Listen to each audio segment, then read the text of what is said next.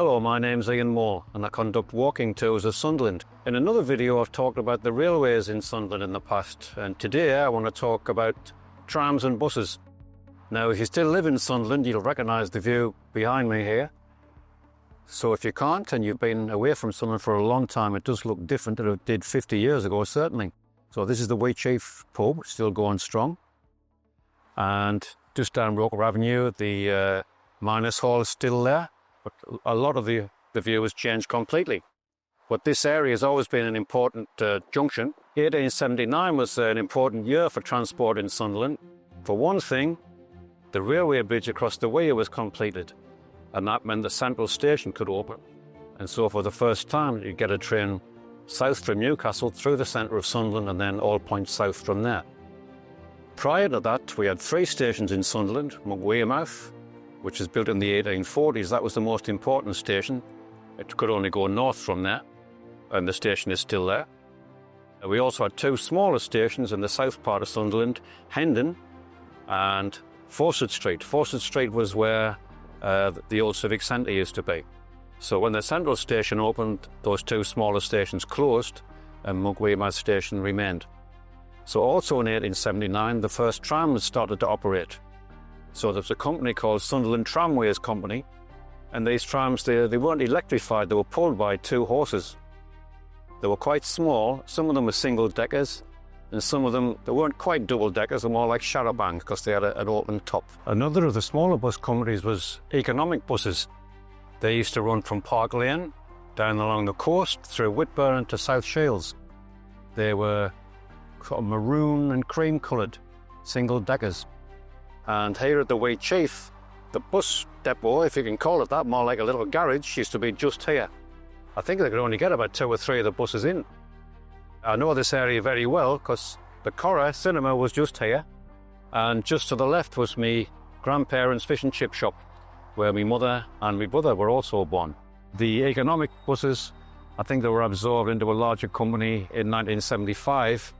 But there's still a vestige of them now because the E1, E2, E6, so buses beginning with an E, they continue to run the routes that the Economic Buses used to operate. So you can see behind me the Wearside bus depot. There's been a tram and a bus depot there for over 100 years. Now when the trams are operating during First World War, obviously a lot of the men were abroad fighting and a lot of women took over their jobs. Something tragic happened here. It was on the night of April the 1st, April 2nd, 1916. I believe it was the only Zeppelin Raid we ever suffered. And a Zeppelin came across the North Sea and killed 22 people in the Sunderland area. One of them was a bus inspector at the depot here. And one of the Clippies was badly injured. Her leg was very badly injured and she was off work for a long time. So her name was Miss Holmes, and she recovered well. She lived till she was 91 actually. She didn't die till she was 91 in 1986. So behind me you can see what's in my opinion one of the most beautiful buildings in Sunderland, Wearmouth Railway Station.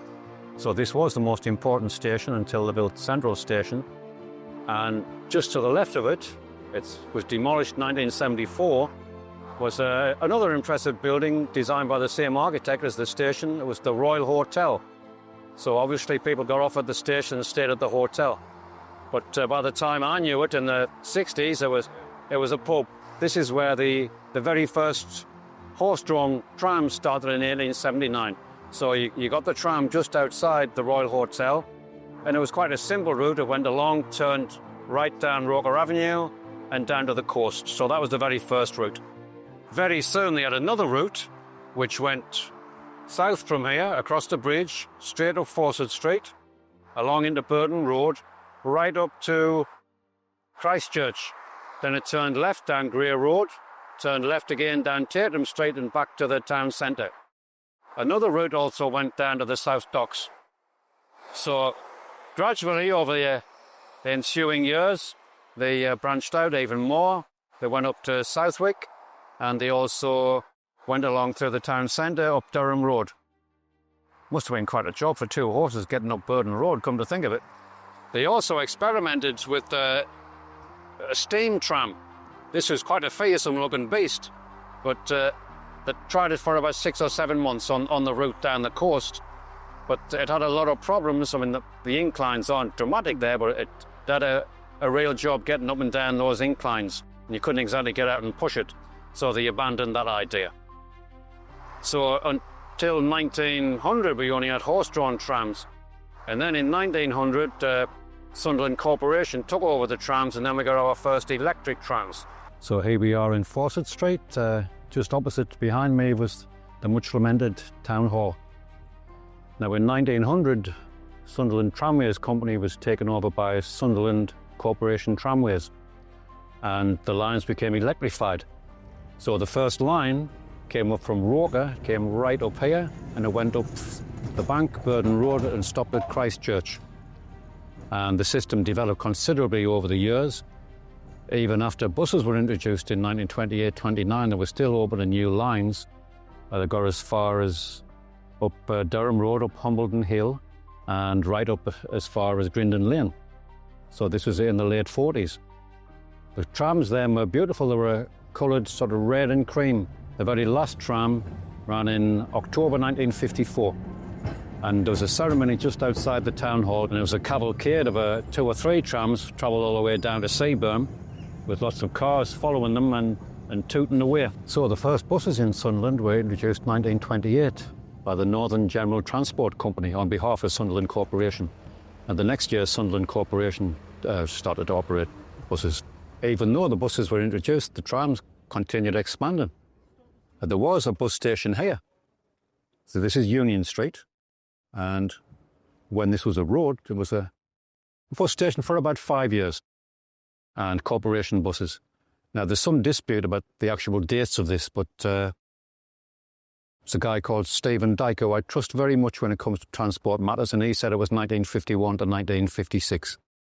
So a lot of this area was destroyed during the war, so there was a big open space, and they put the bus station there for a while. You'd also see northern buses parked along here by the side of the station. Obviously, you had access that you don't have now. So when the trams were operating, if you were getting a tram into town from Durham Road or the Circle route, the trams used to come down that way. And if you were coming out of the town, they went here and they turned right up Derwent Street. Now, this building, the interchange, has been here since 1999. Prior to that, there was Park Lane Bus Station, which was built in the 1930s. And there was actually a big bus garage here. You get many, many buses in there. So the station was smaller than it is now. The Park Lane Bus Station used to have services by Northern buses. So these were services that went from centre of Sunderland, obviously, to outlying places, I think as far as Consett, certainly to Silsworth and places like that. Apart from Northern, there were other smaller services I remember from the 60s. There was the Economic. The buses used to come and park just along here in Park Lane and go down the coast. There was also Jolly buses that ran from South Hilton into the centre of Sunderland. And after the closed Hilton station in 64, I think it was, they also came right into the very centre. It's an unusual name, Jolly. I think they started in 1923. When I was a small kid, we got on the Jolly bus. They were cream and brown coloured, single deckers. And unusually, they had rather hard wooden seats at the back. When I first got on one, my big brother Graham said, "You got to laugh when you get on this bus." And I said, "Why?" He said, "Well, it's a Jolly bus." And I thought maybe I'd better laugh. So they were absorbed and ceased to exist a long, long time ago, but many people will remember them. This is probably the newest bus stop in Sunderland, I may be wrong. So just for the last few years, buses coming into the town, they stop going down Vine Place and they cut off and they come up here and they go up Stockton Road and around and back down Burden Road by where the Civic Centre used to be. Back in the 60s and 70s, there used to be a row of houses here. I never remember the name of the street, Brown Street or something. But they used to park a lot of the northern buses along here. And I have heard that some lads mainly, after a bit of a enjoyable evening out in the town at the rink or whatever, they didn't fancy making it all the way home. They just used to press the emergency button, get on the bus and have a kip on the back seat. I don't know if anybody ever woke up in Consett, but maybe that would have happened. So 1953 was quite an important year for Sunderland buses. For one thing, they started having numbers on the buses, which seems quite funny to me. They never had them before then. So we all have our favourite routes, 23, number 2, up to Farringdon, wherever it might be. And also they introduced some new buses which look like this. So that this is a Daimler Sunderland Corporation Transport. I bought this model about 10 years ago. I think it cost 30 quid then. So it's an exact scale model. These are the buses from the Corporation Transport that I remember very well from when I was a kid. So they always had shoppered bins on the front and on the side and back. So double Maxim, Vauxhall Brewery, in case you don't know it, nice malted beer. And Palmer's, a lot of you remember Palmer's Arcade and Palmer's Department Store, which is in St. Thomas Street. So this one's number 24, coming down all the way to Seaburn Camp. Now, lovely buses. They used to always have a driver, of course, and a conductor in those days. And the conductor rang the bell. They had like a little string running along the top and ding ding. So woe betide you if you try to pull that and not before the conductor had to go at it. So you had to get on the backs, no central door. So buses with central doors were introduced about 1962. And they had the engine at the back. So you got on the front and you got off in the centre. So they weren't exactly designed for people who were in wheelchairs or people who had large prams. So if you could fold anything up, then you could stick it in the back there. There wasn't much room for luggage. Otherwise, you had to find some other way of getting about. I remember reading about the early days of the Beatles in Liverpool. They had to travel by bus, and Ringo somehow got his drum kit on the bus, and they got all the gear on the bus. It's amazing what you can squeeze on if you have to. Now, one very good thing about these buses, of course, if you had the inclination, you could jump on and jump off whenever you wanted. I do remember as a kid, I think it was the Circle bus. It came up Durham Road, past must have been the northern side of Burn Park, then it turned up Western Hill. And before it got to the bus stop, it slowed down so you could jump off there and save yourself a few yards. Now, you had to be careful, because I remember one of my friend's dads up the Elmwood Street. I don't know quite how it happened, but he fell off and he broke his leg doing this. Even worse, perhaps, was trying to jump on when it was moving away. If it was fairly close, you could leap on and get 1 foot on and grab hold of the pole.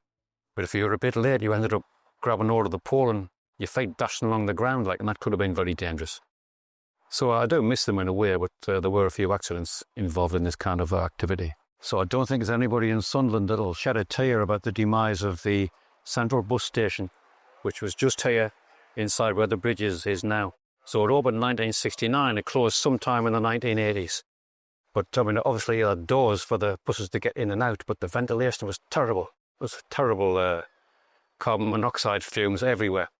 I had a job there April 1978. It lasted about 3 weeks. The job was issuing annual bus passes to senior citizens. Now, it's a lot easier now if you know how to use a computer. You go online, you fill a form in, and they post the card to you. But in those days, you had to actually physically turn up to demonstrate that you were capable of getting out of the house. This was the criteria. So we'd sit there, and every day would be a different letter of the alphabet. And some days, obviously, were a bit busier than others. So all these elderly people of Sunderland would be queuing up, breathing in these horrible fumes all day. And it did take a long time to get through the queues. So I did feel sorry for them. So some of the people then had been born way back in the Victorian era. They have beautiful names. There was a Eugenia, a Euphemia, a couple of Queenie Victorias, but my favourite was Caractacus. That's a hell of a name, that. So, like I say, nobody will lament its passing. So we don't really have a central station anymore for the corporation buses, so they just stop in different parts all over the city centre. In the days of the trams, we had 2 depots, the one at the Wheatsheaf. There's also one at the top of Silkworth Road Bank, behind the Black Swan, the Mucky Duck, as some people called it. So they both became bus depots later on. And there was also a 3rd bus depot in Fulwood Road, it's on the east side, where the level crossing used to be, about halfway down Fulwood Road, but that's long since disappeared. So I'm standing in Dundas Street now, near the Wheatsheaf, and you can see behind me it's the only bus depot in Sunderland now. So buses were deregulated in 1985, and after that many different companies began to operate services. So now we have Stagecoach and many other ones.